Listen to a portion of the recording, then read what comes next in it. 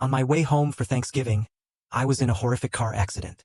The doctor called my son saying, "Your mother needs emergency surgery or she may not survive." But instead of rushing over, my son said, "I'm hosting a Thanksgiving party. If she dies, let me know." I'm not. There are some words that they carve themselves into your soul. Words that change everything. For me, they were, "If she dies, let me know. I'm not dealing with paperwork tonight." Can you even begin to imagine hearing your own son say that when you're literally bleeding out, fighting for your life in a hospital bed? What the hell happened next? Feels like a lifetime ago. But it was just Thanksgiving Eve. I was unconscious. My body shattered, ribs fractured in 3 places. Internal bleeding, a partially collapsed lung. I didn't hear those brutal words myself in the moment, of course. I was too busy clinging to life. But later, when I finally clawed my way back to consciousness, tubes running out of my arms, my breath fogging a sterile oxygen mask, a kind-faced nurse told me exactly what had been said. "Let me tell you something about me. I'm 73 years old.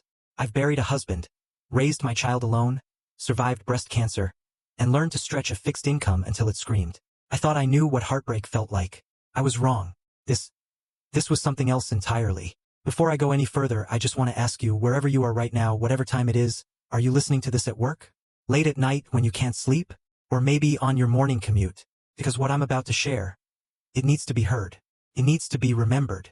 Now, let me take you back to that hospital room. The very first thing I registered was the beeping. Steady, rhythmic, relentless. Then the smell.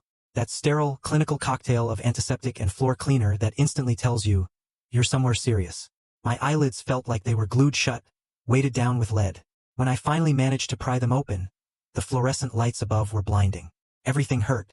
Not a sharp, screaming pain, but a deep whole-body ache that whispered that something truly terrible had happened. My chest felt tight, restricted. My left arm throbbed. There was a pulling sensation near my abdomen, and when I tried to shift even an inch, fire shot through my ribs. A face appeared above me. A young woman in scrubs, her dark hair pulled back, her eyes kind, but so tired. "Helen?" she said softly. "Helen, can you hear me?" I tried to speak, but my throat was raw, my mouth dry as paper. All that came out was a pathetic croak. She reached for a small cup with a sponge on a stick and gently dabbed my lips with water. "Don't try to talk just yet," she soothed. "You've been through a lot. You were in a car accident yesterday evening. Do you remember? Yesterday evening. Thanksgiving. The pies in the back seat, the highway, the truck that came out of nowhere. The impact." I nodded, just barely. "You're at County General," the nurse continued. "You were brought in by ambulance. You had some serious injuries, Helen. Broken ribs, internal bleeding, a partially collapsed lung. You needed emergency surgery." Surgery? The word felt heavy and strange in my mind. I hadn't consented to surgery, had I? I couldn't remember signing anything, or much of anything after the airbag exploded and the world went sideways. "We tried to reach your emergency contact," she said, and I noticed a subtle shift in her voice. Something careful, measured. "Your son, Jason, is that right?" I nodded again. Jason, my only child. The boy I raised alone after his father died when he was 12. The man I still called every Sunday, even though he rarely answered. The one who always said he was too busy, too stressed, too overwhelmed with his own life to visit very often. But surely, in an emergency, he would have come. Surely he would have dropped everything. The nurse's expression tightened, just slightly. She glanced toward the door, then back at me. "Helen, I need to tell you something, and I want you to stay calm. All right? Your vitals are stable now, but you need to rest." My heart rate picked up. The monitor beside me beeped faster. "What happened?" I managed to whisper. She hesitated, then pulled a chair closer to my bed and sat down. Her hands folded in her lap. "When you were brought in, you were in critical condition. The doctors determined you needed surgery immediately to stop the internal bleeding and reinflate your lung. But because you were unconscious, they needed consent from your next of kin." "Jason," I whispered. "Yes." The staff called him multiple times. They explained the situation. They told him you might not make it through the night without the procedure. My chest tightened, not from the injury this time, but from something else. Something cold and creeping. I held my breath. The nurse's jaw tightened. She looked me straight in the eye, and I could see she didn't want to say what came next, but she did anyway. He said, and I'm quoting directly from the notes here, "If she dies, let me know. I'm not dealing with paperwork tonight." The room went silent, except for the insistent beeping of the machines. I stared at her, waiting for her to laugh, to tell me it was a mistake, a misunderstanding, a cruel joke. She didn't. "He said he was hosting a Thanksgiving party," she continued quietly. "He told the staff he couldn't leave. He refused to come to the hospital. He refused to sign the consent forms. I couldn't breathe, not because of my lung, but because the weight of those words had just collapsed everything inside me. If she dies, let me know. I'm not dealing with paperwork tonight. My son, my only son, the boy I had rocked to sleep when he had nightmares, the teenager I had worked 2 jobs to send to college, the man I had bailed out of financial trouble more than once, always telling him, "It's fine, that's what mothers do." He couldn't be bothered to leave his party. He couldn't be bothered to sign a piece of paper that might save my life. Tears burned behind my eyes, but I refused to let them fall. Not yet. Not in front of this stranger who was looking at me with such pity. I wanted to scream. Then how? I started, my voice shaking. How am I here? How did the surgery happen? The nurse's expression softened just a little. Someone else signed, she said. I blinked. What? Someone else showed up. Someone who wasn't listed as your emergency contact. But who knew you? He convinced the doctors to let him sign as your temporary medical guardian.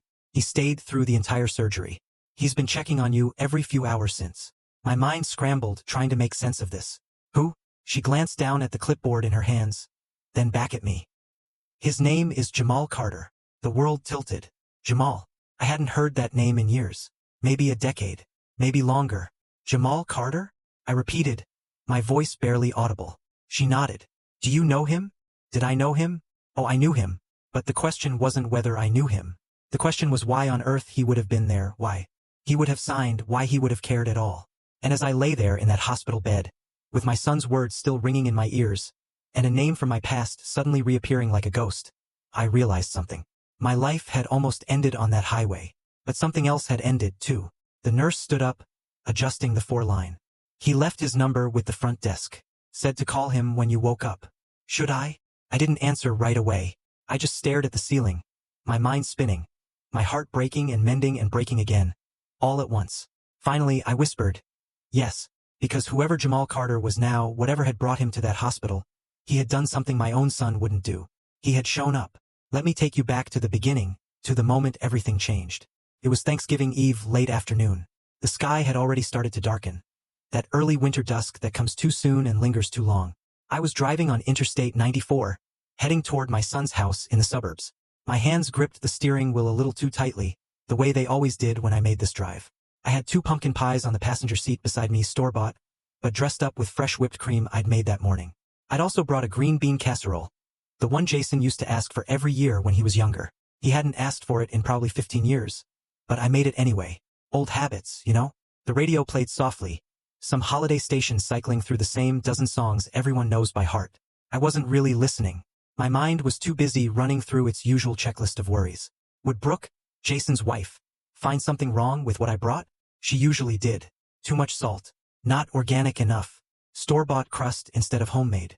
Last Easter, she'd actually handed my deviled eggs back to me at the door and suggested I'd be more comfortable just bringing wine next time. I had still brought the casserole. I told myself this year would be different. This year I wouldn't try so hard. I wouldn't hover in the kitchen, asking if I could help. I wouldn't laugh too loudly at Jason's jokes or ask too many questions about the grandchildren I barely saw. I would just be present, quiet, grateful to be included. That's what I always told myself.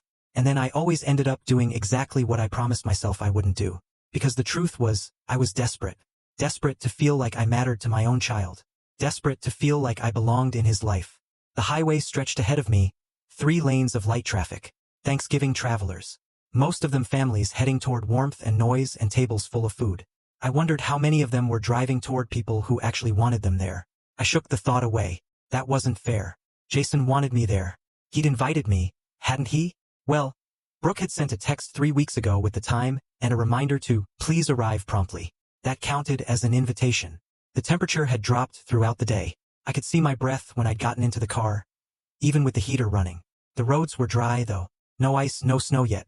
I checked the weather 3 times before leaving, the way I always did. Because the last thing I wanted was to be a burden, to cause problems, to make anyone worry about me. If only I'd known that worry was the last thing my son would feel. Traffic slowed as I approached the junction where 94 meets Route 12. Construction had narrowed the lanes, funneling everyone into a tight merge. I eased off the gas, giving the car ahead of me plenty of space. Defensive driving, that's what my late husband used to call it. Helen, he'd say, you drive like you're taking a test every time. Maybe I did. Maybe I still do. The semi-truck appeared in my rearview mirror about a quarter mile back. I noticed it because it was moving faster than everything else, weaving between lanes. Not aggressively, exactly, but with a kind of impatient confidence that made me nervous. I've never liked driving near big trucks. They make me feel small, vulnerable, like one wrong move and I just disappear beneath their wheels. I moved into the right lane, thinking I'd let it pass. Safe that way, but the truck moved right too. Then everything happened at once. The car in front of me braked suddenly. Brake lights flared red in the dimming light. I hit my own brakes, firm but controlled, and my car slowed smoothly. No problem. But the truck behind me didn't slow. I saw it in my mirror. Still coming too fast. Way too fast. For a split second, I thought maybe the driver would swerve, change lanes, avoid me. He didn't. The impact was like being hit by a wall of sound and force and terror all at once. Metal shrieked. Glass exploded. My body jerked forward against the seatbelt so hard I felt something crack in my chest. The airbag deployed with a bang that left my ears ringing. My head snapped sideways, and I felt a sharp pain shoot down my neck. The car spun. I remember that part clearly. The world outside the windows became a blur of lights and road and sky, all tumbling together. I remember screaming. I remember thinking, absurdly, about the pies on the seat beside me and how they were definitely ruined. Then the car hit something else. A guardrail. Maybe another vehicle. Couldn't tell. There was a second impact, this one from the side, and my head hit the window hard enough that everything went white for a moment. When the car finally stopped moving, I was facing the wrong direction. Cars were stopped all around me, their hazard lights blinking. Steam or smoke poured from under my crumpled hood. The airbag had deflated, leaving a chalky powder all over my lap. I tried to move. My arms responded barely. My legs wouldn't. There was a pressure in my chest like someone sitting on me. And pain. God, the pain.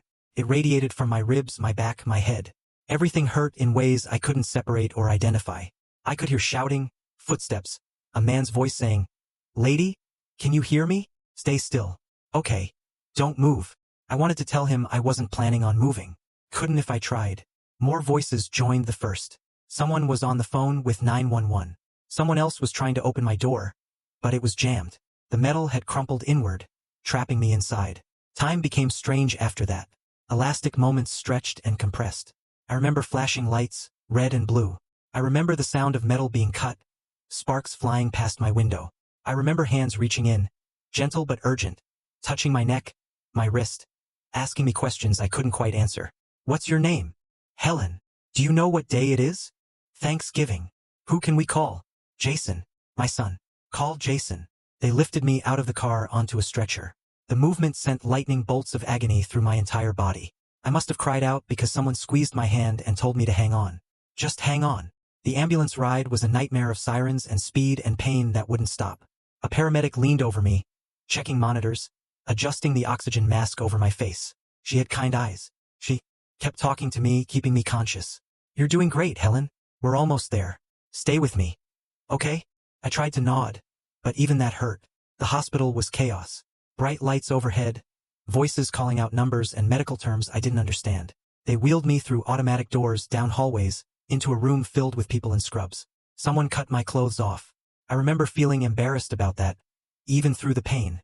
My underwear was old, the elastic worn. I hadn't expected anyone to see it. A doctor appeared above me, his face partially hidden behind a mask. "Helen, I'm Dr. Shapiro. You've been in a serious accident. We need to run some tests and see what's going on inside. Okay?" I tried to say yes, but the words wouldn't come. They moved me again into another room. "A CT scanner," someone said. I was slid into a white tube while machines whirred and clicked around me. When they pulled me out, the doctor's face was grimmer. "We need to get her into surgery," he said to someone I couldn't see. "She's bleeding internally. Possible splenic rupture. 3 fractured ribs, one of which has partially collapsed the left lung. Surgery." The word registered through the fog of pain and shock. I needed someone to sign. I needed Jason. A nurse appeared beside me, phone in hand. "We're calling your emergency contact now," she said.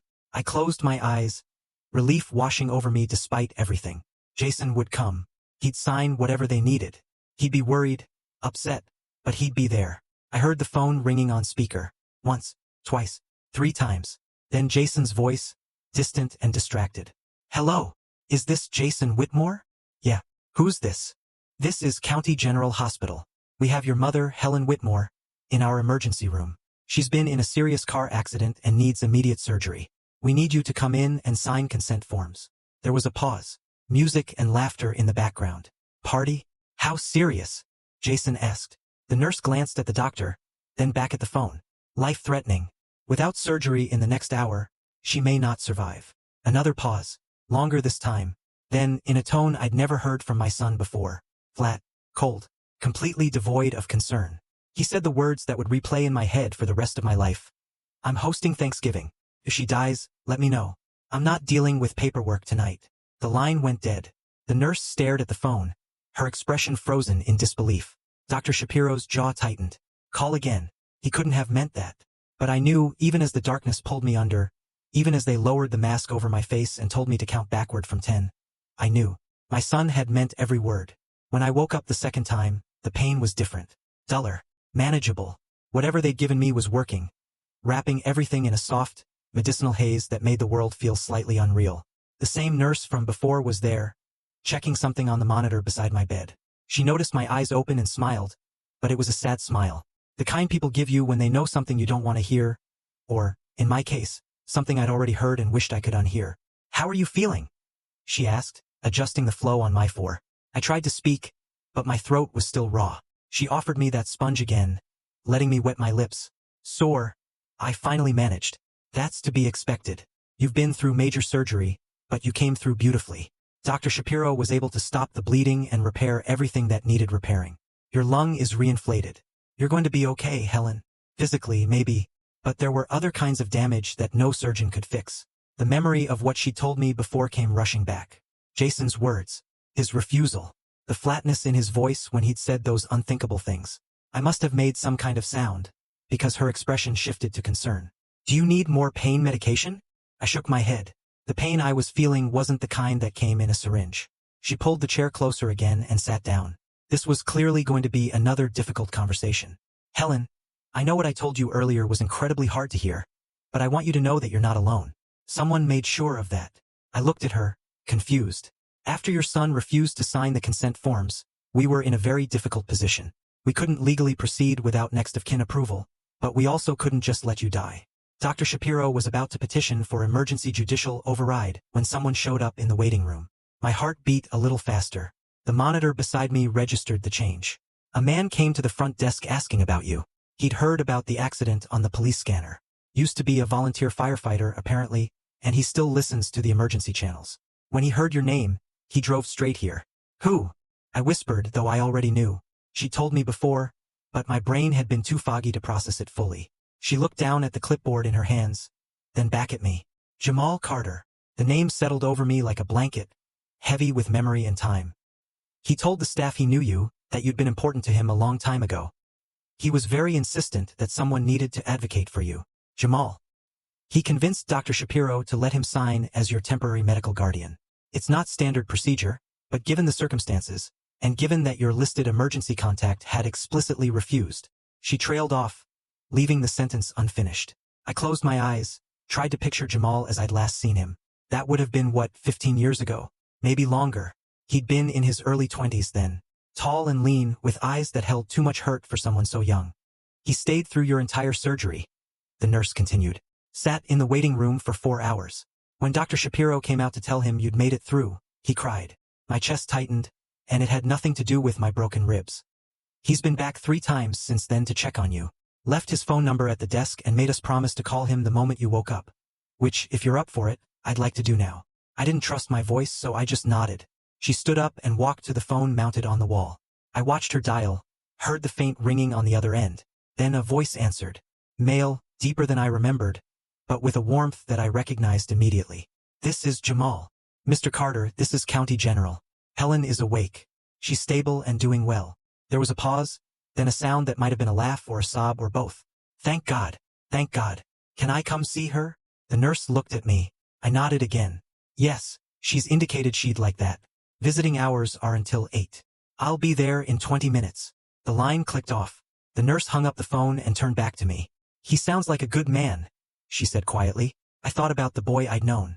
The teenager who'd shown up at the church food pantry so many years ago, hungry and alone. The kid who'd flinched every time someone raised their voice. The young man who'd sat at my kitchen table doing homework while I made dinner.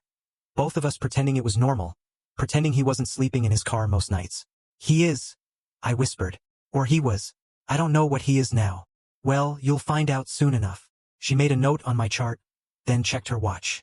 I'm going to give you a few minutes to rest before he arrives. But Helen, there's something else I need to tell you. My stomach dropped. What? The hospital tried calling your son again multiple times to let him know you'd made it through surgery, that you were stable. He didn't answer any of the calls. His wife finally picked up on the sixth try. What did she say? The nurse's lips pressed into a thin line. She said, and I quote, "We're aware of the situation. We'll deal with it after the holiday." After the holiday. I was lying in a hospital bed, having barely survived surgery, and they'd deal with it after the holiday. Something inside me shifted. Not broke exactly. It had already been broken, but it shifted into a new configuration. A harder one.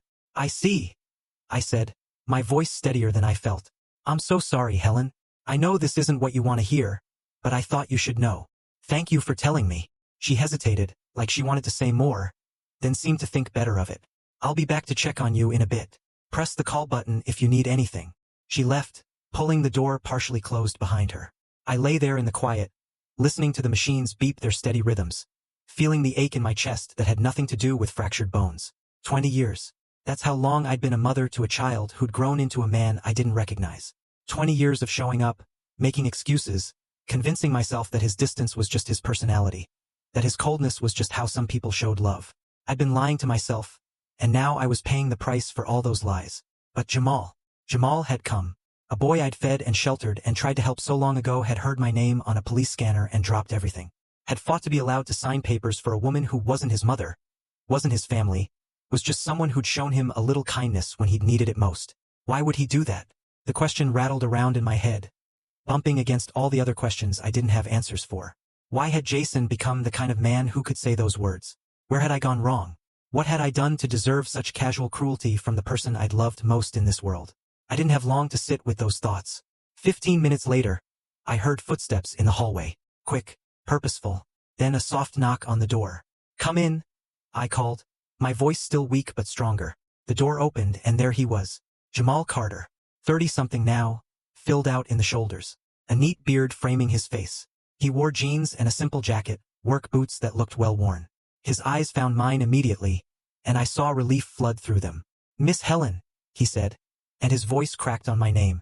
I'd forgotten that he used to call me that. Miss Helen, like I was somebody worth respecting. He crossed the room in 3 strides and stopped at my bedside, his hands hovering uncertainly, like he wanted to touch me, but didn't know if he should. It's okay, I whispered. I'm not that fragile. He took my hand gently, carefully, like I was made of glass. And then he said the words I'd been waiting my whole life to hear from my own son. I'm so glad you're okay. I was so scared I was going to lose you. The tears I'd been holding back finally broke free, rolling down my cheeks in hot streams. Jamal's face crumpled. I'm sorry. I didn't mean to make you cry. No, I managed. No, these are good tears. He pulled the chair close and sat down, still holding my hand. And for the first time since I'd woken up in this hospital, I felt like maybe, just maybe, I was going to be all right. Jamal sat beside my bed, still holding my hand. And for a long moment, neither of us spoke. We just looked at each other, 2 people separated by years and circumstances, trying to find the thread that connected us. He changed so much. The weary, underfed teenager I remembered had become a man with steady eyes and capable hands. But when he smiled, tentative and uncertain, I saw the boy I'd known. You probably have questions, he said finally. A few, I admitted, starting with how you even knew I was here. He leaned back in the chair, but didn't let go of my hand. I still listened to the scanner, old habit from my firefighting days. I heard the call come through about the accident on 94, multiple vehicle collision, elderly female driver being transported to County General in critical condition. They said your name, and you just came. Of course I came. He said it like it was the most obvious thing in the world. Miss Helen, you saved my life once. You think I wouldn't show up when you needed help? I shook my head slightly. Jamal, that was so long ago. You didn't owe me anything. His expression hardened. Just a fraction. That's not how it works. Not for me. The way he said it made me wonder what his life had been like in all the years since we'd lost touch. But before I could ask, he spoke again. Do you remember the first time we met? I smiled, despite everything. The church basement. You were trying to steal food from the pantry. I wasn't trying. I was succeeding. Until you walked in. The memory came back sharp and clear. It had been a Wednesday evening, late fall. I'd been volunteering at St. Mark's, organizing donations, sorting canned goods, checking expiration dates. The church kept the basement door unlocked during the day for people who needed help. But by 6 o'clock, everyone was supposed to be gone. I heard a noise coming from the storage area. At first, I thought it was a rat. We'd had problems with them before. But when I went to investigate, I found a teenage boy stuffing bread and canned soup into a backpack. He'd frozen when he saw me, eyes wide, ready to bolt. I was terrified you'd call the police, Jamal said now, his voice soft with the memory. I was terrified you'd run before I could help you, I replied. I'd done the only thing that made sense to me at the time. I'd walked over to the shelf, pulled down more cans, added a jar of peanut butter and some crackers, and handed them to him. If you're going to take food, I'd said, at least take things that'll keep you fed. He'd stared at me like I'd spoken a foreign language. What's your name? I'd asked. Took him a moment to answer. Jamal. Well, Jamal, when's the last time you had a hot meal? He'd shrugged, trying to look tough, but his hands were shaking. Come on, I'd said. I'm making dinner anyway. Might as well make extra. Looking back, I know how reckless that was, inviting a strange teenager to my home. But something in his eyes told me he wasn't dangerous, just desperate, just alone. He'd followed me home that night, cautious as a stray cat, sat at my kitchen table while I made spaghetti and meatballs, watching me like he expected it all to disappear. When I set the plate in front of him, he'd eaten like he hadn't seen food in days. He probably hadn't. I thought you were crazy, Jamal said now, bringing me back to the present. Nobody just helps people like that. Not without wanting something. I didn't want anything. I know that now, but back then I kept waiting for the catch. Kept waiting for you to tell me what I owed you. You didn't owe me anything. You kept saying that. Every time I came over, every time you fed me or let me do laundry or helped me with homework, you'd say, you don't owe me anything, Jamal. This is just what people do. He paused. Except it wasn't what people did. Not in my experience. I knew some of his story, not all of it. He'd been in foster care since he was 11, bounced between homes that didn't want him. By the time he turned 16, he'd aged out of the system's interest. Too old to be cute, too young to be independent. He'd been sleeping in his car, showing up at school when he could, trying to stay invisible. You became a regular at my table, I said. 3, 4 nights a week, sometimes more. He smiled, but there was pain in it. You never made me feel like charity. You'd just say you made too much food, or you needed help moving furniture, or you wanted company. You always found a way to make it seem like I was doing you a favor. You were. I was lonely. My husband had been gone 5 years by then. Jason was away at college, calling less and less. The house felt too big, too quiet. Having Jamal around had helped fill that silence. You taught me things, he continued. How to balance a checkbook, how to file taxes, how to change a tire. All the stuff nobody had ever bothered to show me. Basic life skills. Everyone should know those things. You also taught me that not everyone in the world was out to hurt me. That was a harder lesson. I remembered the walls he'd built around himself. How long it had taken for him to trust me. The first time he'd laughed at one of my jokes. Really laughed. I felt like I'd won something precious. What happened after you graduated high school? I asked. We'd lost touch around then. I'd always wondered. I joined the fire department as a volunteer. Needed something structured, you know? Something that felt like it mattered. Did that for a few years, then went to trade school. I'm an electrician now. Have my own small business. Pride swelled in my chest. Jamal, that's wonderful. It's honest work. Pays the bills. I've got a little house over on Maple Street. Nothing fancy, but it's mine. He paused. I looked for you a few times over the years. Drove by your old place, but you'd moved. I downsized after Jason got married. Didn't need all that space anymore. I should have tried harder to find you. Should have stayed in touch. Life gets busy. I understand. No, his voice was firm. There's no excuse. You were there for me when nobody else was. I should have been there for you. You're here now, I said quietly. That's what matters. He looked down at our joined hands. When he spoke again, his voice was thick with emotion. When I heard your name on that scanner, Miss Helen, I swear my heart stopped. And when I got here, and they told me what your son said, he stopped, jaw clenching. I'm sorry. I shouldn't talk about him. It's all right. It's not all right. None of this is all right. He met my eyes. You deserved better than that. You deserved someone who gave a damn. The tears threatened again, but I blinked them back. I kept one of your sayings with me all these years, Jamal said. Do you remember what you used to tell me when I'd mess up, or feel like I wasn't worth anything? I thought back. There had been so many conversations, so many moments. You'd say, everybody deserves someone who shows up. You just haven't found yours yet. His voice cracked. You were mine, Miss Helen. You were the person who showed up. So, When I heard you needed someone, there was no question. Of course I was coming. Of course, I was going to make sure you were okay. I couldn't speak. Couldn't find words big enough for what I was feeling. He squeezed my hand gently. You told me that night to call you anytime. That someone ought to show up for me. Well, now it's my turn. Someone ought to show up for you. And right there in that hospital room, with machines beeping and footsteps echoing in the hallway outside, I understood something profound. Family isn't always blood. Sometimes it's the people who remember what you gave them when you had nothing to gain. Sometimes it's the ones who show up. Jamal stayed until the nurses kicked him out at the end of visiting hours. Even then, he hesitated at the door. Like leaving me alone felt wrong somehow. I'll be back tomorrow, he promised. First thing in the morning. You don't have to do that. You must have work. I'm the boss. I can move things around. He smiled. Besides, where else would I be? After he left, I lay in the dark, listening to the night sounds of the hospital. Distant voices at the nurse's station. The squeak of rubber-soled shoes on linoleum. Someone coughing in another room. The ever-present beeping of monitors. I didn't sleep much. Every time I closed my eyes, I heard Jason's voice. That flat, disinterested tone. If she dies, let me know. How does a mother reconcile that? How do you make peace with the fact that the person you brought into this world, the child you sacrificed everything for, couldn't be bothered to save your life? I'd spent the last 20 years making excuses for him. He's busy. He's stressed. He has his own family to worry about. His wife is demanding. He's just not good at showing affection. But this wasn't about affection. This was about basic human decency. And my son had failed that test spectacularly.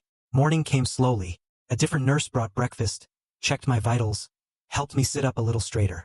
The movement sent pain shooting through my ribs, but it was manageable. Everything was manageable compared to the alternative, which was being dead. You have a visitor, the nurse said cheerfully. That nice young man from yesterday's back. Jamal appeared in the doorway, holding 2 cups of coffee and what looked like a paper bag from the bakery down the street. I know hospital food is terrible, he said, setting everything down on the rolling table. Brought you a blueberry muffin. Still your favorite. I stared at him. You remembered that? I remember a lot of things.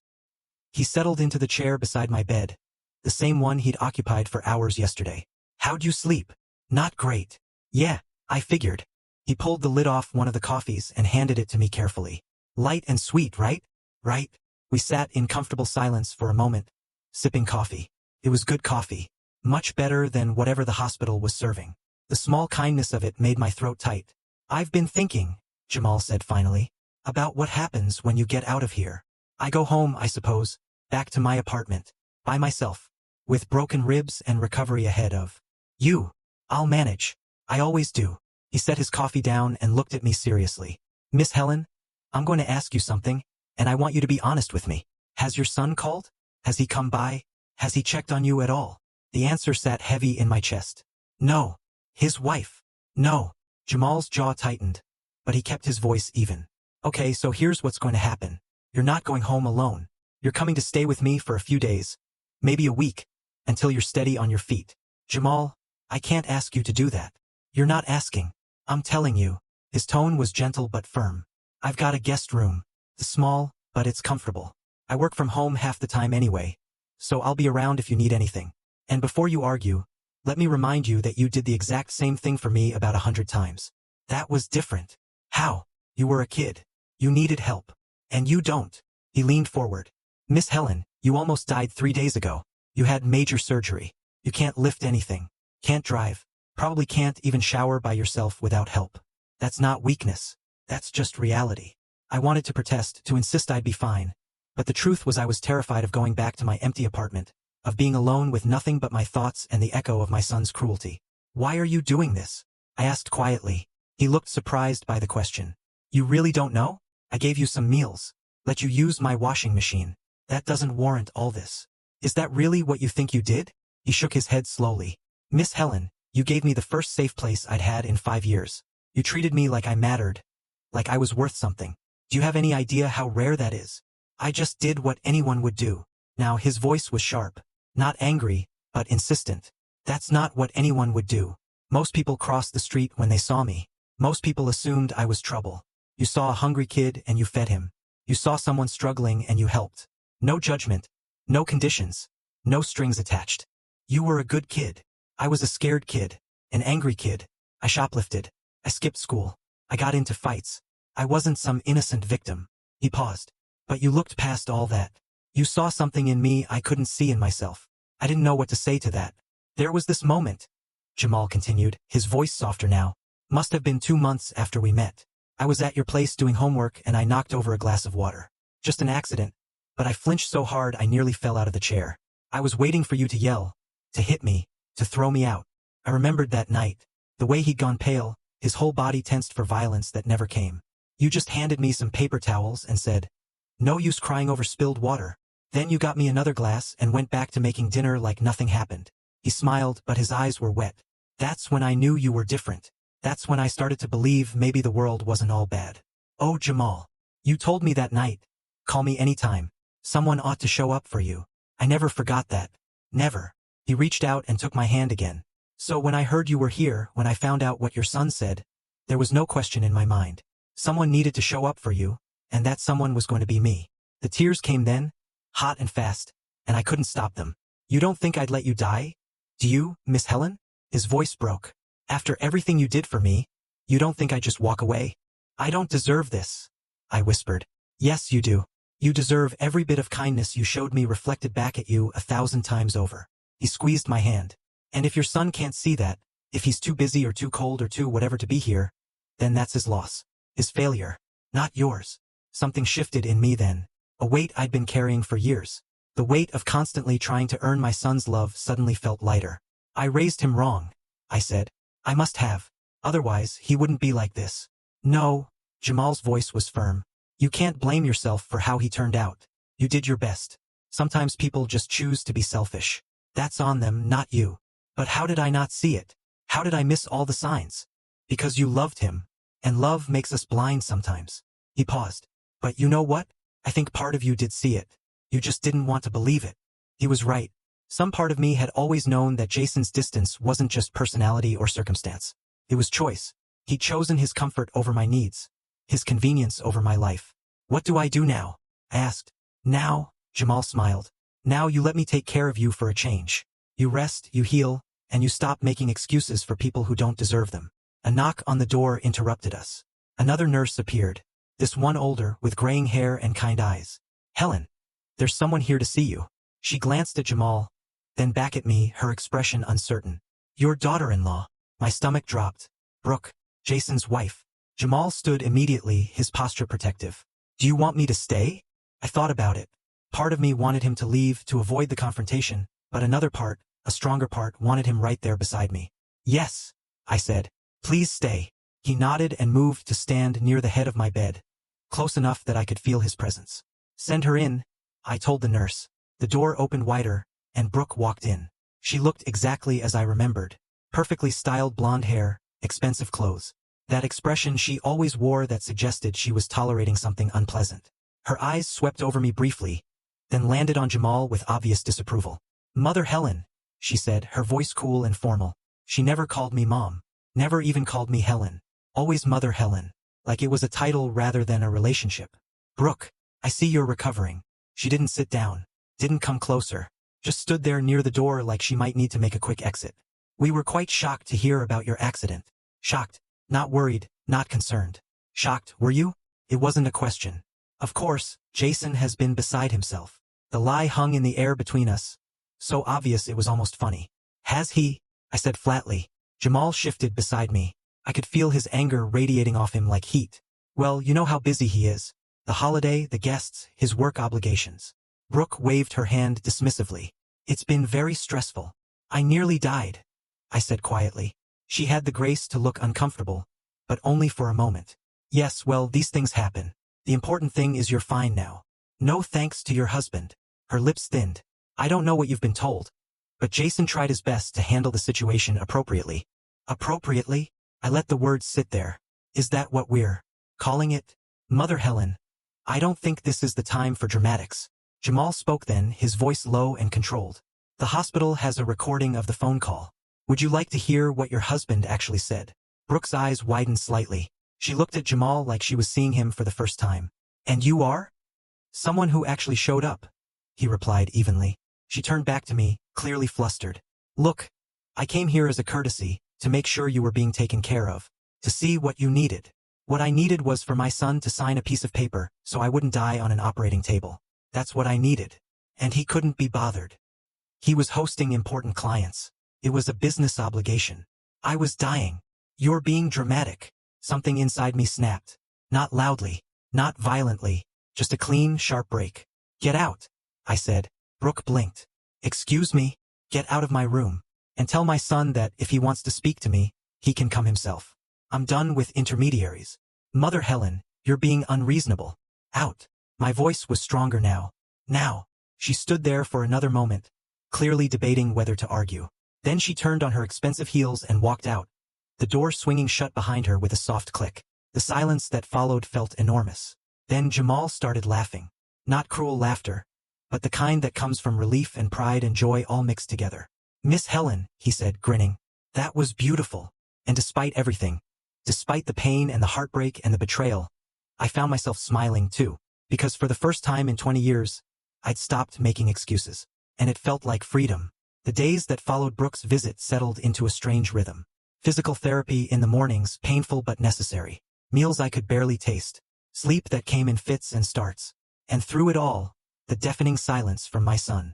No phone call. No text message. Not even a flower delivery with one of those generic cards that said, "Thinking of you." Nothing. Jamal came every day, sometimes twice. He'd bring me things from the outside world, a magazine, a decent cup of soup. Once, he brought me a small potted plant because he said the room needed life in it. He'd sit and tell me about his work, about the houses he was wiring, about the old lady down the street from him who kept asking him to fix things that weren't actually broken because she was lonely. Kind of like someone else I know, he'd said with a knowing smile. The nurses noticed. They'd comment on what a devoted son I had, and I'd stopped correcting them. Let them think what they wanted. Jamal showed more devotion in a single visit than Jason had shown in years. On the fourth day, a social worker came to see me. Her name was Sally, and she had the worn, compassionate look of someone who'd heard every sad story there was to hear and still managed to care. She pulled up a chair and opened a folder. "Helen, I'm here to talk with you about your discharge plan. The doctors say you'll be ready to leave in a few days, but we need to make sure you have adequate support at home."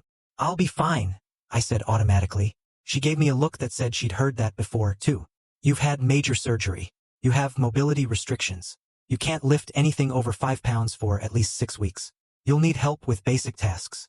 I'm staying with a friend for the first week or so." "The young man who's been visiting? Jamal?" "Yes." She made a note. "That's good. And after that, do you have family nearby who can check in on you?" The question hung there like a trap. "My son lives about 30 minutes away," I said carefully. "Have you spoken with him about what kind of help he can provide?" "No." Sally looked up from her notes. Her expression was neutral, but I could see the question in her eyes. "He's very busy," I added, hating myself for making excuses again, even as the words left my mouth. "I see." She set down her pen. "Helen, I'm going to be direct with you. This isn't the first time I've seen a situation like this. Family members who are absent during a medical crisis often remain absent during recovery. I want you to have realistic expectations about the support you'll actually receive." "I know my son," I said, but even I could hear how hollow it sounded. "I'm sure you do. But I also know that hoping for help that doesn't come is more damaging than accepting the reality and planning accordingly." She pulled out another form.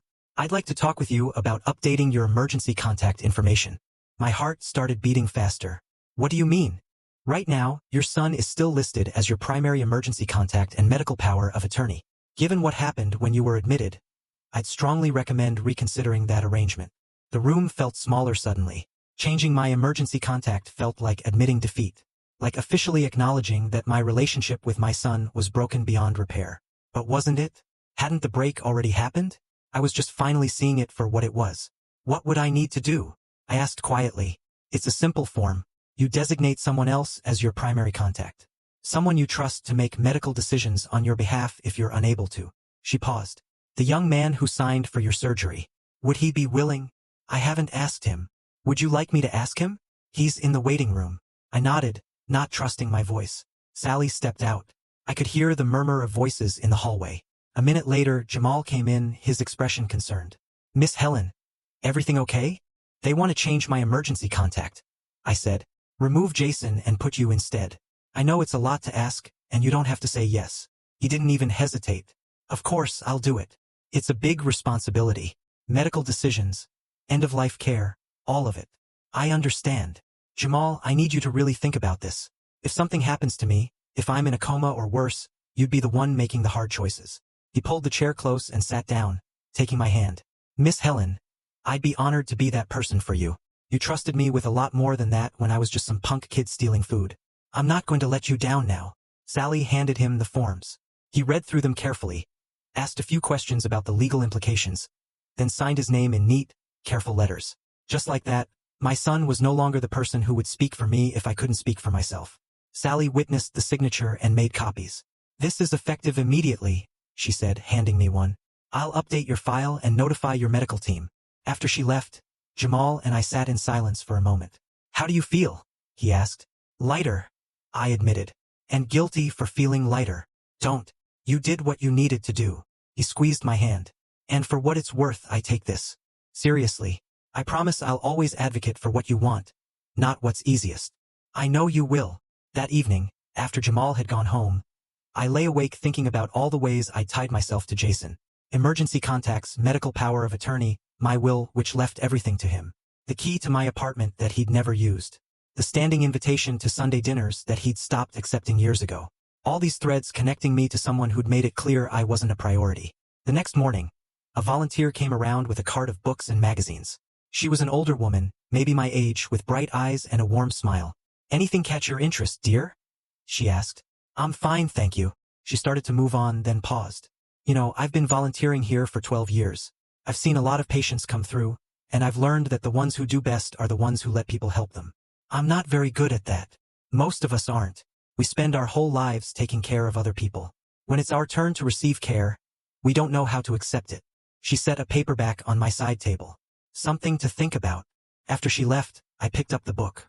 It was a mystery novel, nothing special, but the fact that a stranger had thought to offer it, had taken a moment to talk with me, meant more than she probably knew. Meanwhile, my phone sat silent on the table. No calls, no messages. Just the time and date, staring back at me. On the 6th day, Jamal arrived with unexpected news. I talked to Dr. Shapiro this morning. He says you can be discharged tomorrow if you're ready. That's good. So, we'll get you settled at my place. Make sure you're comfortable, and then we'll take it day by day. He sat down. But there's something else I want to talk with you about. What's that? Your apartment. When you're ready, I think we should go through it. Make sure it's set up for your recovery. Clear some space. Move furniture if needed. Install some grab bars in the bathroom, that kind of thing. You don't have to do all that. I know I don't have to. I want to. He leaned forward. But I also think while we're there, you should go through some of your paperwork. Your will. Your financial documents. All that stuff. Make sure everything reflects what you actually want, not what you set up 20 years ago when things were different. He was right, of course, but the thought of it exhausted me. Not everything has to be decided right now, Jamal continued. But start thinking about it. Start thinking about what you want your life to look like going forward. Who you want in it. You don't. That last part hung in the air between us. I keep waiting for him to call, I admitted. I keep thinking maybe he'll come through that door and apologize and explain and make it all make sense somehow. And if he doesn't, then I guess I'll have my answer. Jamal nodded slowly. You deserve better than waiting for crumbs of affection from someone who should be giving you the whole loaf. The truth of that statement hit me hard. I'd been living on crumbs for years. A brief phone call here, an obligatory holiday visit there. The occasional love you, Mom, tossed out as he was hanging up, and I'd convinced myself that was enough. That I should be grateful for whatever small pieces of attention he was willing to give. But it wasn't enough. It had never been enough. Tomorrow we get you out of here, Jamal said, standing up. And then we start figuring out what comes next on your terms. Not his. After he left, I did something I should have done days ago. I picked up my phone and opened my messages. Found Jason's name, and I typed, I'm being discharged tomorrow. I'm staying with a friend for my recovery. I've changed my emergency contact. If you want to talk, you know where to find me. I read it 3 times. Then I hit send. The message showed as delivered. Then, a minute later, as read. I waited. 10 minutes. 20. An hour. No response. And somehow that silence said more than any words could have. It told me everything I needed to know about where I stood in my son's life. Nowhere. I turned off my phone and set it face down on the table. Tomorrow I would leave this hospital room. Tomorrow I would start healing. Not just physically, but in all the other ways I'd been broken. And tomorrow, I would stop waiting for my son to become the person I'd always hoped he'd be. Because at 73 years old, I was finally learning that some people never change. And some silences are louder than screams. I was packing the few belongings I'd accumulated during my hospital stay when the knock came. Not the usual hospital knock, the perfunctory tap before someone entered. This was different, hesitant, almost apologetic. "Come in," I called. The door opened and there stood Brooke. Again. This time she looked different, less polished. Her hair wasn't quite as perfect. There were shadows under her eyes that even her makeup couldn't quite hide. She held a small gift bag in one hand, the kind you grab at the last minute from a drugstore. "Mother Helen," she said. "I'm glad I caught you before you left." I didn't respond, just waited. She stepped inside, letting the door close behind her. "I wanted to apologize for the other day. I was short with you and that wasn't fair." "No, it wasn't." She flinched slightly at my tone. Good. Maybe she should feel uncomfortable for once. "Jason wanted me to come," she continued. "He's been so swamped with work and with the holidays. Everything has just been overwhelming." There it was again. Excuses. Always excuses. "Why didn't he come himself?" I asked. "He's in meetings all day. Important client presentations. You know how it is." "No, Brooke, I don't know how it is. Because I've never been too busy to show up for the people I love when they're lying in a hospital bed." She set the gift bag on the chair. "We brought you something. Just a little care package. Some magazines, nice lotion, chocolates." I looked at the bag but didn't reach for it. Guilt gifts. As if a $5 bag of drugstore candy could somehow make up for abandonment. "Why are you really here?" I asked. She glanced at the door, then back at me. "There's been some talk. Family members asking questions about why Jason wasn't here. About who that man was who signed your paperwork." "His name is Jamal." "Yes. Well, people are curious. They're saying things." "What kinds of things?" "That Jason didn't want to be bothered. That he refused to help his own mother." She twisted her hands together. "It's becoming embarrassing." And there it was. The real reason for this visit. Not concern for me. Not genuine remorse. Just worry about their reputation. "So, you're here to do damage control," I said flatly. "That's not fair. Isn't it?" I moved slowly toward the chair, my ribs protesting the movement. "Let me ask you something, Brooke. When the hospital called and said I might not make it, what was Jason doing?" "He was hosting." "What was he hosting?" She hesitated. "A Thanksgiving gathering. For clients. For friends and some business associates." "I see." "And when the doctor called back a second time, more urgent, saying I needed emergency surgery, what did Jason say?" Her face had gone pale. "Mother Helen, I don't think going over this helps anyone." "What did he say, Brooke?" "He was upset. He didn't know what to do." "That's not what the hospital records show. The records show," he said, and I quote, "If she dies, let me know. I'm not dealing with paperwork tonight." I watched her face carefully. "Did you know he said that?" She looked away. "I was in the other room. But you know now. And you're still making excuses for him." "He was drinking. He'd had several glasses of wine. He wasn't thinking clearly." "That makes it worse, Brooke. That makes it so much worse." She sank into the chair, and for a moment, I almost felt sorry for her. Almost. "Look," she said quietly. "I know Jason isn't perfect. I know he can be cold, distant. He doesn't handle emotional situations well. This wasn't an emotional situation. This was life and death. And you're fine now, so everything worked out." The casualness of that statement took my breath away. "Everything worked out?" I repeated. "Brooke, I almost died and your husband couldn't be bothered to sign a piece of paper. He made a mistake. People make mistakes. Some mistakes are unforgivable." She stood up abruptly. "So what? You're just going to cut him out of your life over one bad decision?" "It wasn't one bad decision. It was the final bad decision in a long pattern of bad decisions." I lowered myself carefully onto the edge of the bed. "How long has it been since he visited me? 6 months? A year?" "He's been busy." "How long since he called just to talk? Not because he needed something or because it was a holiday, but just to see how I was doing?" She didn't answer. "How many times have I invited him to dinner and he's canceled at the last minute? How many birthdays has he missed? How many times have I asked to see my grandchildren and been told it's not a good time?" "You're being unfair." "No, Brooke, I'm being honest." Finally, after years of lying to myself, I looked at her directly. "Your husband doesn't care about me. Maybe he never did. And I'm done pretending otherwise." "You don't mean that." "I absolutely mean it." The strength in my voice surprised even me. "I've spent 20 years chasing a relationship with someone who doesn't want one. Making excuses, accepting crumbs, telling myself it would get better. But it won't get better because Jason doesn't want it to be better. He's your son and I'm his mother. But that hasn't seemed to matter much to him, has it?" Brooke's eyes filled with tears, but I couldn't tell if they were genuine or strategic. "What do you want from us?" "Nothing. That's the point. I don't want anything from you anymore. So, you're just giving up? No, I'm letting go.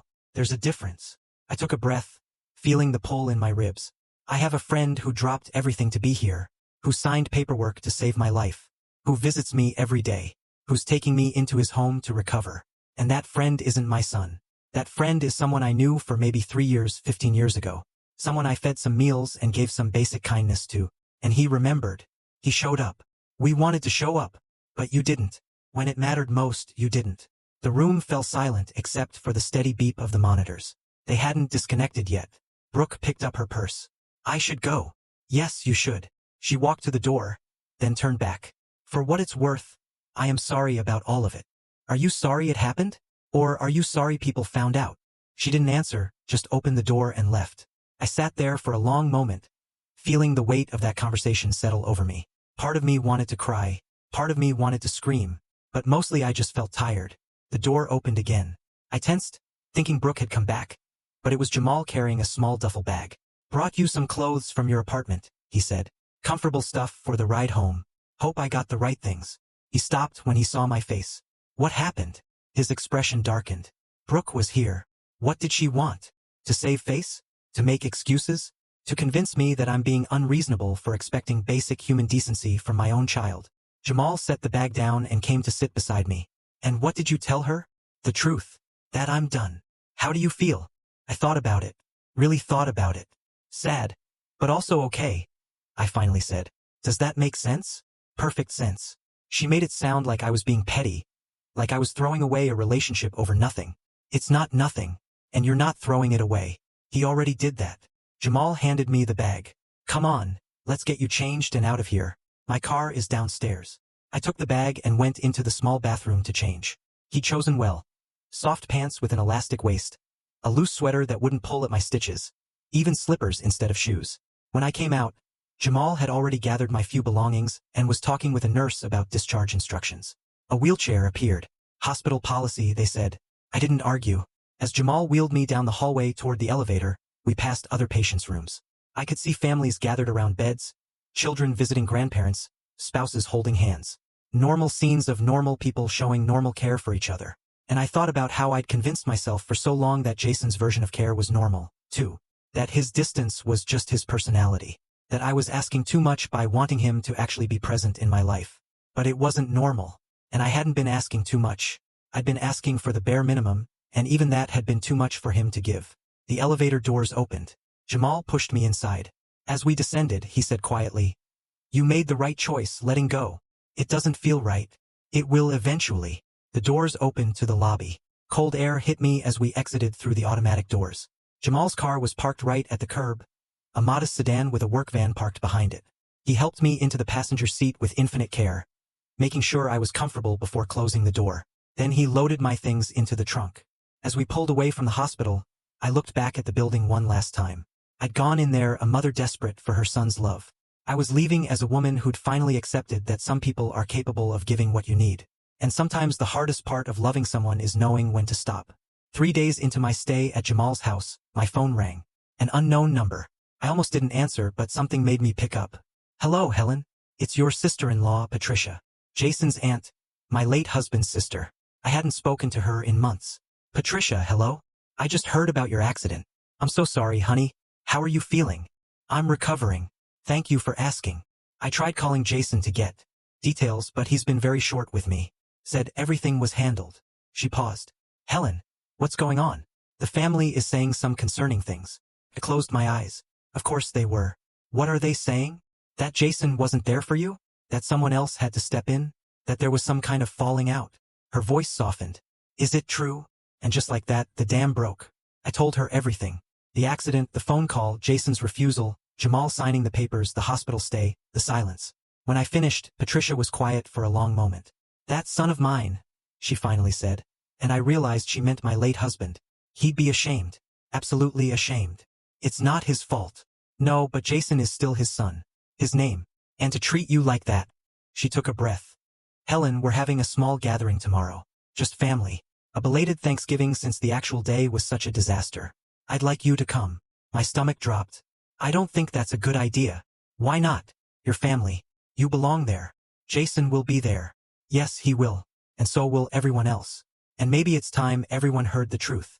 Her voice turned firm. Helen, I love my nephew. But what he did was unacceptable.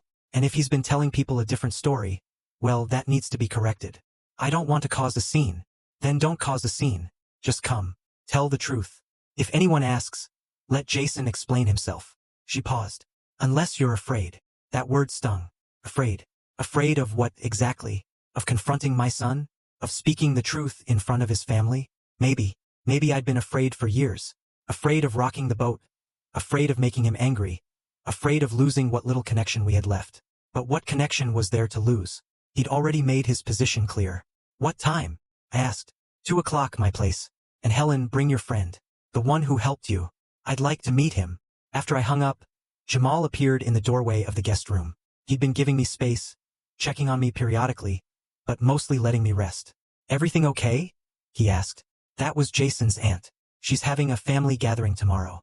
She wants me to come. Do you want to go? I don't know. Part of me thinks I should just let it go. Move on. But another part. I trailed off. Another part wants them to know what really happened. Is that petty? No, it's honest. He came and sat in the chair near the window. You spent years protecting Jason's image, making excuses for him. Maybe it's time to stop. She wants you to come too. He raised his eyebrows. Me? Why? She wants to meet the person who actually showed up. A smile tugged at his mouth. I'm in if you are. But Miss Helen, I need you to think about what you want from this. Are you going for closure? For confrontation? For vindication? I thought about it. I think I'm going so I can stop wondering. Stop hoping. Stop waiting for him to suddenly become the person I wish he was. Then let's do it. The next day, Jamal drove us to Patricia's house. It was a modest ranch in a quiet neighborhood. The kind of place where families gathered and children played in the yard. Cars lined the street. More people than I'd expected. My hands were shaking as we walked up the driveway. You don't have to do this, Jamal reminded me. Yes, I do. Patricia answered the door, pulling me into a careful hug that minded my ribs. She was in her 70s, with silver hair and sharp eyes that missed nothing. Helen, oh honey, look at you. She pulled back, studying my face. You look tired. I am tired. She turned to Jamal and extended her hand. And you must be the guardian angel. Patricia Morrison. Jamal Carter, ma'am. Pleasure to meet you. The pleasure is mine. Any man who steps up the way you did is welcome in my home anytime. She ushered us inside. Everyone's in the living room. Fair warning. Jason's here with Brooke. The living room was full. I recognized most of them. Cousins, aunts, uncles. Jason's grandmother, my late husband's mother, sitting in the place of honor near the fireplace. And there on the couch, looking distinctly uncomfortable, were Jason and Brooke. The room went quiet when I walked in. Jason's face went pale. Brooke's expression was unreadable. Helen, Jason's grandmother, Dorothy, called out. Come here, child. Let me look at you. I made my way over to her, Jamal close behind me. Dorothy took my hands in hers, her grip still strong despite her 90 years. I heard you were in an accident. How are you healing? Slowly but surely. And who's this handsome young man? This is Jamal. He's a friend. Her eyes sharpened. The friend who signed your surgery papers. Word traveled fast in this family. Yes, ma'am. She looked at Jamal for a long moment, then back at Jason, who was studiously avoiding everyone's eyes. Interesting. Very interesting.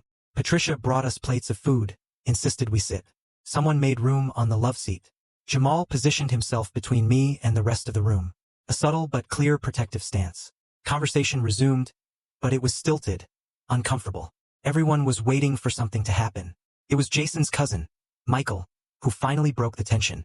So, Helen, we heard you had quite the ordeal. Must have been scary. It was. Jason said you're doing fine now, though. I looked at my son. He was staring at his plate. I'm alive, if that's what you mean. And this gentleman, Michael continued, gesturing to Jamal. He's the one who helped when you needed emergency surgery. Yes. Jamal signed the consent form so the doctors could operate. That was good of him. Michael paused. I'm a little confused, though. Why didn't Jason sign them?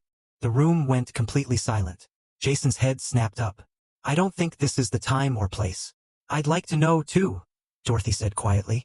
Why didn't you sign for your mother, Jason? Brooke started to speak, but Jason cut her off. It was a misunderstanding. The hospital didn't make it clear how serious it was. That's not true, I said. Everyone turned to look at me. The hospital called you multiple times. I continued, my voice steady. They told you explicitly that I needed emergency surgery or I might not survive. They begged you to come sign the papers. Mom, you're twisting what happened. Am I? I reached into my purse and pulled out a folded paper. My hands weren't shaking anymore. This is a transcript of the phone calls. The hospital provided it to me. Would you like me to read what you actually said? Jason stood up. This is ridiculous. I'm not going to be ambushed in front of my family. Sit down, Jason, Dorothy said. Her voice was soft but carried absolute authority. He sat. Helen, Dorothy continued. Read it. I unfolded the paper. The words I'd read a dozen times already, each time hoping they'd somehow be different. First call. 7:42 in the evening. Hospital. Is this Jason Whitmore? Jason. Yeah. Who's this? Hospital. This is County General Hospital. We have your mother, Helen Whitmore, in our emergency room. She's been in a serious car accident and needs immediate surgery. We need you to come in and sign consent forms. Jason. How serious? Hospital. Life-threatening. Without surgery in the next hour, she may not survive. Jason. I'm hosting Thanksgiving. If she dies, let me know. I'm not dealing with paperwork tonight. I looked up. The room was frozen. Every eye was on Jason. There were 3 more calls, I said quietly. Each one more urgent. You didn't answer any of them.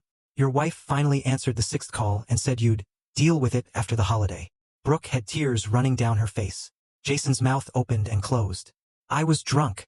I wasn't thinking clearly. You were sober enough to host a party, Patricia said, her voice cold. You don't understand the pressure I was under, the people I was trying to impress. More important than your mother's life? Dorothy asked. That's not what I meant. Then what did you mean? I asked. Explain it to me, Jason. Explain to everyone here why impressing your friends was more important than signing a paper that would save my life. You're making me out to be a monster. I'm not making you out to be anything. I'm simply telling people what happened. Michael spoke up. Jason, man, this is bad. This is really bad. You don't know what it's like, Jason said, his voice rising. Having her always needing something, always calling, always wanting me to visit, always making me feel guilty for having my own life. The words hit like physical blows. When have I ever made you feel guilty? I asked. Every time you call. Every time you invite me over. Every time you ask about the kids. It's constant pressure. I call you once a week, if you answer. It's still too much. Dorothy's voice cut through the room like a blade. Jason Michael Whitmore. Your father would be ashamed of you. Don't bring Dad into this. Your father spent his entire life teaching you about responsibility, about family, about showing up for the people who love you. Her voice shook with anger. And you couldn't be bothered to sign a piece of paper to save the woman who raised you alone after he died? I made a mistake. You made a choice, I said. And that choice showed me exactly where I stand in your life. Nowhere. Jason stood again. Fine. You want me to be the villain? I'll be the villain. But don't pretend you were some perfect mother. You were overbearing, clingy. You drove Dad crazy. And you drove me crazy too. The cruelty in his voice was stunning. But instead of breaking me, it crystallized something. You're right, I said calmly. I wasn't perfect. No parent is. But I loved you with everything I had. I worked 2 jobs to send you to college. I helped you when you were in financial trouble. I showed up for every milestone. Even when you made it clear you didn't want me there. And when you needed me, I was there every single time. I stood up slowly, Jamal immediately at my side to steady me. But I'm done now. I'm done chasing a relationship with someone who doesn't want one. I'm done making excuses for your absence. I'm done pretending your cruelty is just your personality. I looked at him directly. You are no longer my emergency contact. You are no longer my medical power of attorney. And you are no longer welcome in my life unless and until you can treat me with basic human decency. So that's it? You're just cutting me off. No, Jason, you cut me off years ago. I'm just finally accepting it. I turned to Patricia. Thank you for having me. I'm sorry to leave early. Don't apologize, honey. You said what needed to be said. Jamal and I walked to the door. Behind us, I could hear raised voices. Jason arguing with his grandmother, Brooke crying. Patricia telling Jason exactly what she thought of his behavior. But I didn't look back. We got in the car. Jamal started the engine but didn't pull away immediately. How do you feel? He asked. I thought about it. Really thought about it. Free, I finally said. I feel free. And for the first time in 20 years I meant it. The drive back to Jamal's house was quiet.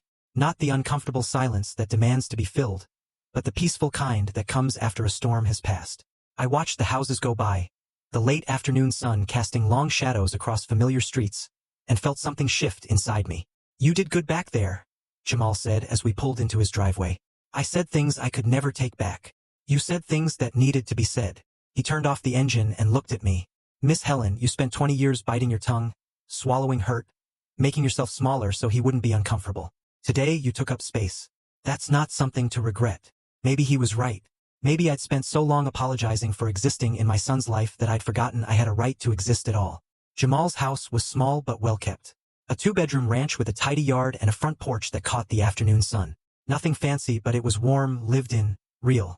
He helped me out of the car, mindful of my ribs, and we went inside. "I'm going to make us some tea," he said. "You go rest. Doctor's orders." I settled into the recliner he'd set up for me in the living room, complete with pillows positioned just right and a blanket within reach. The care he'd put into making me comfortable was evident in every detail. While he was in the kitchen, I looked around the room. It was clearly a bachelor space, but not in the stereotypical way. No dirty dishes or clutter. Just simple, practical furniture and a few personal touches. A bookshelf filled with technical manuals and mystery novels. Some framed photos on the mantel. I stood slowly and made my way over to look at them. One showed Jamal in firefighter gear, younger, grinning beside a fire truck. Another was him shaking hands with someone at what looked like a graduation trade school, probably. And there, in a simple wooden frame, was a photo I recognized. It was from years ago.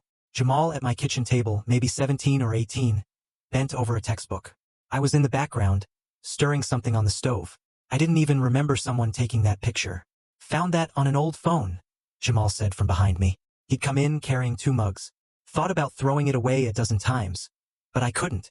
Why not? Because that was the first place I ever felt safe. He handed me a mug.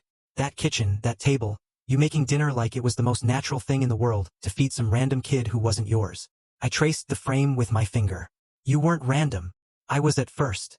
You didn't know me from anyone." "No. But I knew hungry when I saw it. And lonely. I knew those things very well." We settled into our seats, the afternoon light slanting through the windows. "Can I ask you something?" Jamal said after a moment. "Of course. Why did you help me? Really? You had your own struggles, your own life. Why take on someone else's problems?" I thought back to that time in my life. My husband had been gone 5 years. Jason was away at college, calling less and less. I was working 2 jobs to pay off medical bills for my husband's cancer treatment. I was tired, lonely, barely keeping my head above water. "Because when my husband was sick," I said slowly, "people helped us. Neighbors brought casseroles. Church members drove us to appointments. Strangers donated to help with bills. I couldn't pay any of them back, but I thought maybe I could pay it forward." "So you were a good deed." "No, you were a person who needed help. That's different." I sipped my tea. "And honestly, you helped me too. Gave me a reason to cook real meals instead of eating cereal for dinner. Gave me someone to talk to. Made the house feel less empty. I never knew that. I didn't want you to feel like you owed me." "You didn't. You don't. But I do owe you," he said quietly. "Not in a debt kind of way, but in a gratitude way. You changed my life, Miss Helen. You made me believe I was worth something. You were always worth something. Not to anyone else. Foster parents who saw me as a paycheck. Teachers who'd already written me off. Kids at school who treated me like I was invisible." He set down his mug. "But you saw me, and you treated me like I mattered. You did matter. I know that now, because you taught me." He leaned forward. "That's what I want to give back to you now. That feeling that you matter. That someone sees you." The tears came without warning, hot and fast. I tried to brush them away, but they kept coming. Jamal moved to kneel beside my chair, taking my hand. "Hey, it's okay. Let it out. I just never expected," I managed between sobs, "that the person who'd show up for me would be you. Not my own son, but a boy I knew for a few years 15 years ago. Maybe that's the point. Maybe real family isn't always the one you're born into." Over the next few days, we settled into a routine. Jamal would work in the mornings, doing quotes and scheduling jobs from his home office. I'd rest, read, watch the birds at the feeder he'd hung outside the window specifically so I'd have something pleasant to look at. In the afternoons, he'd make lunch and we'd talk about everything and nothing. He told me about his business, the challenges of being self-employed, the satisfaction of solving electrical problems that had stumped other people. I told him about my volunteer work at the library, the book club I'd been part of before the accident. My small life that had felt even smaller since Jason had pulled away. "Why did you stop volunteering?" he asked one day. Jason said it was too much for someone my age, that I should slow down, take it easy. "And you listened to him. He's my son." I thought he was worried about me. Or maybe he just didn't want you to have a life that didn't revolve around waiting for his phone calls. The observation stung because it was true. One evening, Jamal brought home takeout from a Thai restaurant. As we ate pad Thai at his small dining table, he said, "I've been thinking about something." "What's that?" "That transcript you read? The one from the hospital. What about it? Did you make copies?" I nodded. "The hospital gave me several." "Why?" "Because I think you should keep them somewhere safe. Not because you're going to need them, but because if Jason tries to rewrite history, tries to tell people a different version of what happened, you'll have proof. I don't want to use it as a weapon." "It's not a weapon. It's protection. There's a difference." He twirled noodles around his fork. "People like your son, they're good at making themselves look like victims. At twisting things so they come out looking better than they are. You need to protect yourself from that." He was right, of course. Already I could imagine Jason spinning the story, saying I was dramatic, that I exaggerated, that I was punishing him for one mistake. "I'll keep them safe," I promised. "Good. And Miss Helen, there's something else we need to talk about." My stomach tightened. "What?" "Your apartment. You're going to need to go back eventually. And when you do, I think you should make some changes." "What kind of changes?" "Legal ones. Financial ones.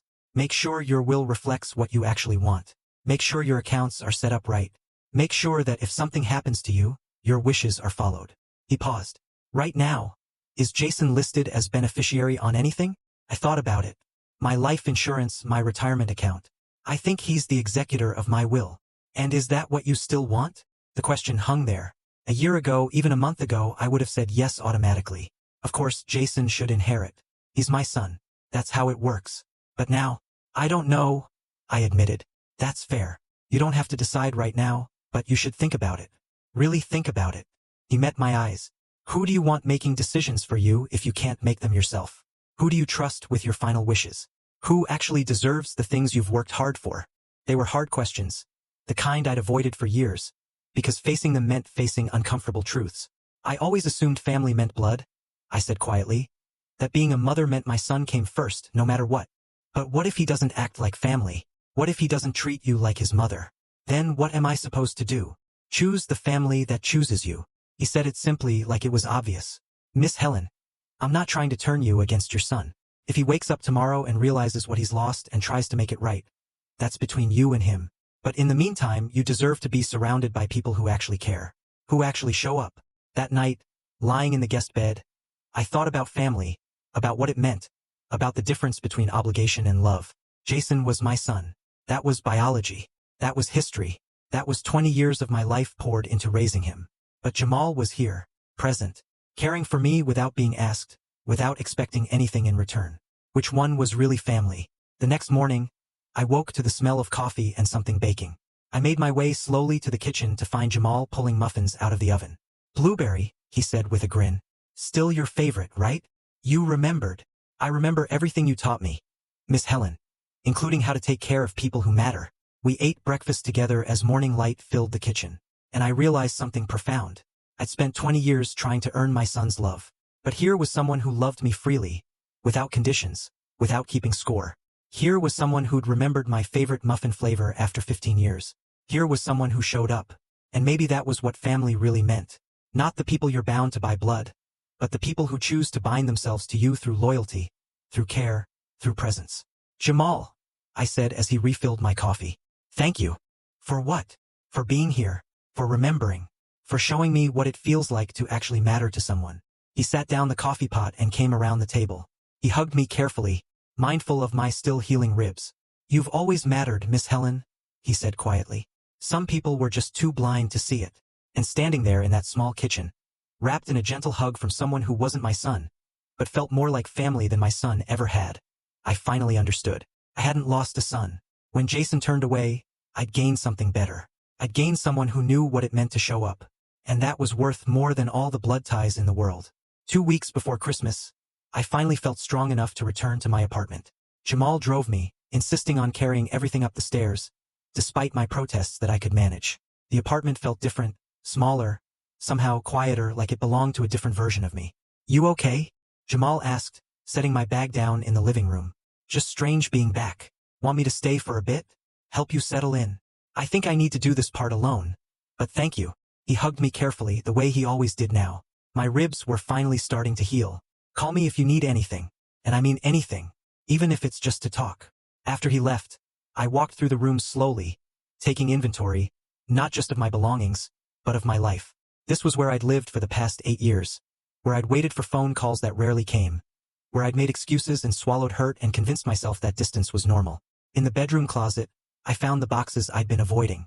Old photos, letters, birthday cards Jason had sent over the years, each one more generic than the last. I sat on the floor and went through them, really looked at them for the first time. The shift had been gradual. When he was young, the cards were personal. Hand-drawn pictures, messages that said, "I love you, Mom." But as he got older, they became store-bought cards with his signature and nothing more. Then they came late. Then they stopped coming at all. I told myself he was just busy growing up, building his own life. But the truth was simpler and harder. He'd stopped caring. My phone rang. An unknown number again. I almost didn't answer, but something made me pick up. "Helen, it's Dorothy, Jason's grandmother." I hadn't spoken to her since the confrontation at Patricia's house. "Dorothy, hello? I wanted to check on you, dear. See how you're healing. Better every day. Thank you for asking." "Good. That's good." She paused. "I also wanted you to know that I had a long conversation with Jason after you left. Several conversations, actually." My heart started beating faster. "Oh, he's struggling, Helen. With what happened. With what he said. With the consequences of his choices. Is he calling to apologize?" "No. And that's what I wanted to talk to you about." Her voice was gentle but firm. "My grandson is proud, too proud. He's convinced himself that you overreacted, that the family turned against him unfairly. He's built himself a story where he's the victim." The words settled over me like a cold blanket. "I see. I don't say this to hurt you. I say it so you'll know where things stand, so you won't sit around hoping for something that isn't coming. I appreciate that. You deserve better than what he's given you. You always have." She sighed. "I'm ashamed that I didn't see it sooner, didn't call him out on his behavior years ago, but I'm seeing it now, and I want you to know that whatever you decide to do, you have my support." After we hung up, I sat with that information. Jason wasn't going to apologize, wasn't going to change, wasn't going to suddenly wake up and realize what he'd lost. And strangely, that knowledge didn't hurt as much as I thought it would, because I'd already started letting go. I spent the afternoon going through paperwork, bank statements, insurance policies, the will I drafted 10 years ago that left everything to Jason. I thought about what Jamal had said, about making sure my wishes were actually reflected in my legal documents, about choosing the family that chose me. The next morning, I called an attorney. Her name was Ruth Sanderson, and she specialized in estate planning. Her office was warm and professional, and she listened without judgment as I explained my situation. "So, you want to change your beneficiaries?" she said, making notes. "Yes, and my executor, and my medical directives. All of it. And you're certain about this?" I ask because family situations can be complicated and sometimes people make decisions in anger that they later regret. "I'm certain. This isn't anger. This is clarity." Over the next hour, we went through everything. My life insurance policy, which I split between Jamal and several charities I cared about. My retirement accounts, which I redirected to Jamal as primary beneficiary. My will, which I rewrote entirely. "What about personal items?" Ruth asked. "Photos, jewelry, things with sentimental value." I thought about that. There's a watch that belonged to my late husband, his wedding ring, some photos from when Jason was young. I'd like those to go to Jason with a letter. What kind of letter? One that explains my choices. Not to hurt him, but to help him understand. If he's ever ready to understand. Ruth nodded. "I think that's wise. Giving him something personal shows you're not acting out of spite. You're acting out of self-preservation." Exactly. The paperwork took several days to finalize. Each signature felt like reclaiming a piece of myself. Each decision felt like choosing my own worth over someone else's indifference. When it was done, I had copies of everything in a folder. Proof that I'd taken control of my own life, that I'd stopped waiting for someone else to validate my existence. Christmas approached. In past years, I would have been anxious about it, wondering if Jason would invite me, hoping for a few hours with my grandchildren, preparing myself for disappointment. This year was different. Jamal called on December 20th. "What are you doing for Christmas?" "Nothing special." "Why?" "Come spend it with me. I'm having a few people over. Nothing fancy. Just dinner and some music. People I care about. I don't want to impose." "Miss Helen, when are you going to stop saying that? You're not an imposition. You're invited. There's a difference." Christmas morning. I woke in my own bed and didn't feel the usual dread. Didn't spend the morning checking my phone for messages that were never going to come. Instead, I got dressed, wrapped the small gifts I bought for Jamal and his friends, and drove to his house. The gathering was small. Jamal, me, and 3 other people. 2 were colleagues from his electrical business. A married couple named Dennis and Carol. The third was an older man named Frank. who lived next door and had become Jamal's unofficial mentor. We ate a meal that everyone had contributed to. Dennis brought ham. Carol made incredible sweet potatoes. Frank provided pie. Jamal roasted vegetables and made the best cornbread I'd ever tasted. I'd made my green bean casserole, the one Jason used to ask for. And for the first time in years, someone actually complimented it. We talked and laughed and shared stories. No one asked about my family. No one made me feel like I was someone's charity case. I was just Helen. Just a person at a table full of people who wanted me there. After dinner, as we were cleaning up, my phone rang. I looked at the screen. Jason. Everyone in the kitchen was quiet. They could see my face. You want privacy? Jamal asked. I looked at the phone, at my son's name on the screen, at the call I'd been waiting for, and I let it go to voicemail. No, I said. I'm right where I want to be. The relief on Jamal's face was immediate. You sure? I'm sure. Later, after everyone had gone home except Jamal and me, I listened to the voicemail. Mom, it's me, Jason. I wanted to call and say, Merry Christmas. The kids asked about you. Thought maybe we could talk sometime. Give me a call back. No apology. No acknowledgement of what had happened. Just a casual message like nothing had changed. I saved the voicemail but didn't call back. Instead, I sent a text. Merry Christmas, Jason. I'm glad the kids thought of me. When you're ready to have a real conversation about what happened, I'm willing to listen. Until then, I need space. Take care of yourself. His response came 20 minutes later. You're really going to do this? Cut me off over one mistake. I stared at that message for a long time. Then I typed, this isn't about one mistake. This is about 20 years of patterns. When you're ready to see that, we can talk. I hope someday you will be. I didn't wait for a response. Just set the phone down and turned to Jamal, who was pretending to organize his kitchen, but was clearly listening. How do you feel? He asked. Sad but also okay. Does that make sense? Perfect sense. We sat in his living room, the Christmas tree lights twinkling in the corner. Outside, snow had started to fall, soft and quiet. You know what the funny thing is? I said. I thought my revenge would be dramatic, cutting him out of my will, confronting him in front of the family, making him feel the hurt he made me feel. And the real revenge is this, he finished. Living my life, being happy, surrounding myself with people who actually care, not needing him anymore. I smiled. He wanted me to disappear, to stop being a burden, to stop needing him. Well, I did exactly that. And now I'm fine. Better than fine. That's the best kind of revenge, Jamal said. Living well, despite someone who tried to make you feel small. I still love him, you know? He's still my son. That doesn't just go away. No, it doesn't. But love doesn't mean accepting mistreatment. You can love someone from a distance. You can wish them well while protecting yourself from their harm. He was right, as he usually was. Thank you, I said, for everything, for showing up at that hospital, for taking me in, for reminding me that I'm worth caring about. Miss Helen, you don't need to thank me. This is what family does. But you're not actually family. He smiled. Yes, I am. Just not the kind that shares blood. The kind that shares something better. Loyalty, care, choice. And sitting there in that warm living room, with snow falling outside and a man who'd remembered my favorite muffins keeping me company, I realized something profound. My life had almost ended on that highway. The car accident could have killed me. Or if not that, then Jason's refusal to sign those papers could have. But I'd survived. And in surviving, I discovered something I'd been missing for years. My worth wasn't tied to being someone's mother. It wasn't tied to being needed or wanted or validated by the child I'd raised. My worth was inherent, unchanging, and the people who saw it, who valued it, who showed up for it. Those were the people who deserved space in my life. Jason had made his choice. He'd chosen his comfort, his convenience, his pride over his relationship with me. And now I was making mine. I was choosing peace. I was choosing people who showed up. I was choosing myself. That was my revenge. Not loud or dramatic or vindictive. Just quiet, powerful. I'd stopped chasing love from someone who couldn't give it. And I'd opened my life to love from someone who already had. New Year's Eve came. Jamal and I watched the countdown on television, ate too much cheese and crackers, and toasted with sparkling cider at midnight. To new beginnings, he said, raising his glass. To found family, I replied. To people who show up. To people who show up. We clinked glasses, and I felt something I hadn't felt in years. Hope. Not hope that Jason would change. Not hope that things would go back to how they used to be. But hope for the future I was building. For the life I was choosing. For the person I was becoming. I was 73 years old. I'd almost died. I'd been abandoned by my own son. I'd lost the family I thought I had. But I'd gained something infinitely more valuable. I gained myself back. and I gained a family that actually deserved the name. So here's what I want you to understand. Whoever's listening to this story. Family isn't always blood. Love isn't always unconditional. And sometimes the bravest thing you can do is walk away from people who make you feel small.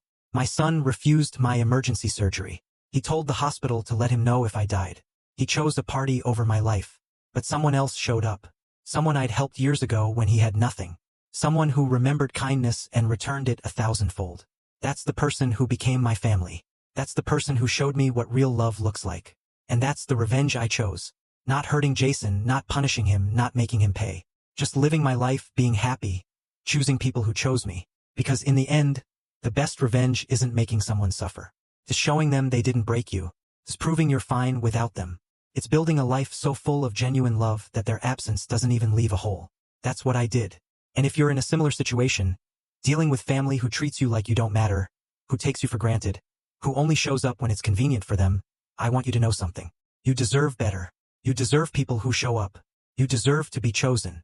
And if the family you were born into can't give you that, then find the family who can. Because at the end of the day, the people who love you will show it. And the people who don't, they're not worth your time. So here's my advice. Stop chasing people who don't chase you back. Stop making excuses for people who don't show up. Stop accepting crumbs when you deserve the whole meal. Choose yourself. Choose peace. Choose the people who choose you.